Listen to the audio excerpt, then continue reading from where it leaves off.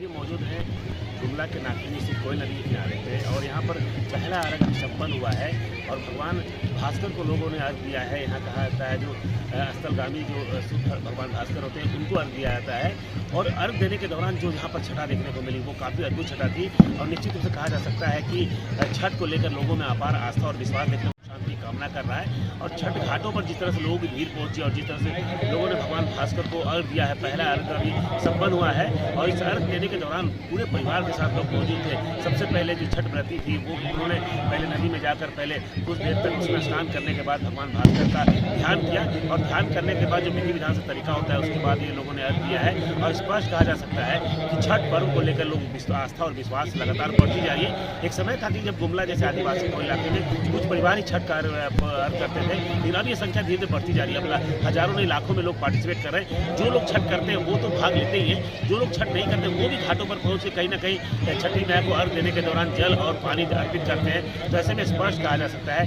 कि महापर्व छठ जो बिहार के विभिन्न इलाकों से निकल के पूरी तरह से विश्व में छा गया है। ना केवल झारखंड और भारत के विभिन्न जिलों में और विभिन्न राज्यों में ये छठ होता है बल्कि पूरे विश्व के स्तर पर छठ होने लगा है। और छठ ही एक ऐसा पर्व है जिसके प्रति लोगों का आस्था और विश्वास लगातार बढ़ता जा रहा है। आजकल वर्तमान समय में छठ की महत्ता बहुत बढ़ गई है। लोगों को दूसरों को देख के या अपना आस्था जगने के बाद में दिनों दिन संख्या बढ़ती जा रही है। हम लोग बरसों से यहाँ छठ नागफनी में छठ घाट में आ रहे हैं। पहले इतनी संख्या नहीं रहा करती थी, उपस्थिति कम लोगों की रहती थी, घाट खाली खाली रहता था। आज मुझे लगता है कि यहाँ नहीं भी तो 10,000 से ज़्यादा लोग एक साथ एकत्रित हैं और घाट के उस साइड में और भी ज़्यादा लोग होंगे।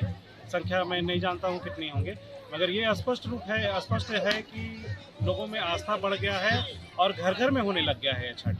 जो ये बिहार की परंपरा थी अब झारखंड वासियों ने पूरी तरह से इसे अपना लिया है और यहाँ पर आसपास में माहौल देखने ही से साफ पता चल रहा है कि लोगों में आस्था बढ़ने के साथ में भगवान के प्रति भक्ति बढ़ने के साथ में आज लोगों की छठ करने वालों छठ व्रतियों की संख्या काफ़ी बढ़ गई है। छठ का थर्ड डे है जिस समय संध्या अर्घ होता है और ये बहुत ही ज़्यादा लगता है नेचर से कनेक्टेड वाला फेस्टिवल है।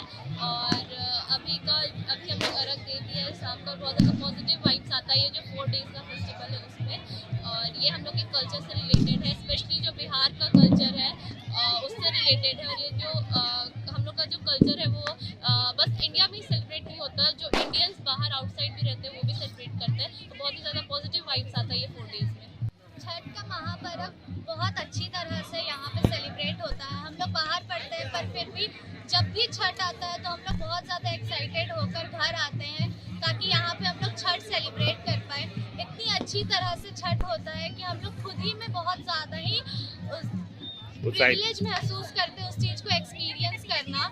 और अभी अर्घ होने वाला है, शाम का अर्घ, और इतना अच्छा एनवायरनमेंट, इतना अच्छे से सब कुछ सजाया गया है और सब कुछ मैनेज किया जा रहा है। बहुत अच्छा लगता है ये सब कुछ को देखना और इन सब चीज़ से सीखना कि हमारे ट्रेडिशंस में क्या कुछ होता है, हमारे रिचुअल्स क्या है और किस तरह से सब कुछ मनाया जाता है। छठी मैया छठ का आज तीसरा दिन है। आज सूर्य अस्त का पूजा, अस्त का ये छठ महापर्व और यहाँ पे लोग सूर्य के उगते हुए और अस्त दोनों की पूजा करते हैं। ये छठ पर्व जो है यहाँ बिहारियों के लिए बहुत महत्वपूर्ण है। ये आजकल सब जगह मनाया जाता है, जहाँ जहाँ बिहारी गए हुए हैं वहाँ वहाँ ये छठ मनाया जाता है। इससे बिहारी ये पर्व ही नहीं है, इससे हृदय तक जुड़ी हुई आत्मा को शुद्ध करने वाला मनोरम नृत्य है। ये देखिए हमारे पीछे आपको सब कितने आस्था के साथ यहाँ लोग और यहाँ एक दूसरे से मिलकर जुटकर सबको एक साथ लाने वाला पर्व। जय छठी।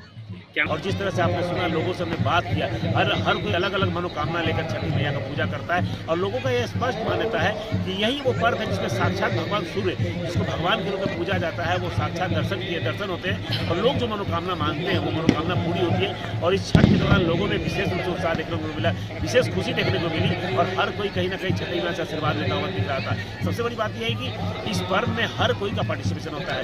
युवक युवतियाँ तो भाग लेती है, महिला पुरुष भाग लेते हैं, बच्चों में भी काफ़ी उत्साह देखने को मिलता है। और जिस सात्विकता के साथ, जिस सादगी के साथ ये पर्व होता है, निश्चित रूप से वो छठा अपने आप में अद्भुत होती है और लोगों का उत्साह देखते ही बन रहा। अभी जो कोयल नदी का जो नज़ारा है वो अपने आप में आकर्षक है। प्रशासन की ओर से भी जो व्यवस्था की गई है, हालांकि नदी में थोड़ा जल स्तर कम होने का थोड़ी बहुत परेशानी लोगों को हो रही है। छठ में ये प्रयास किया जाता है कि अगर जल अधिक हो तो उसमें स्नान करने में छठ बच्चों को बनता है, लेकिन छठ कम होने के बावजूद भी जिस तरह से जल कम होने के बावजूद भी जिस तरह से छठ घाटों पर लोगों का आस्था और विश्वास देखने को मिला, वो अपने आप में अद्भुत था। हर कोई कहीं ना कहीं छठी मैया से आशीर्वाद और ये अपनी मनोकामना को मनवाने के लिए लगा हुआ था और लोगों का स्पष्ट मानना है कि जिनकी मनोकामना पूरी हो गई वो छठ कर रहे हैं और जिनकी मनोकामना पूरी होनी है वो भी छठी मैया का पूजा करते हैं। और उम्मीद और विश्वास है कि छठी मैया उनकी मान्यताओं को, उनकी मनोकामनाओं को जरूर पूरा करेंगे। Sushil Kumar Singh, good night.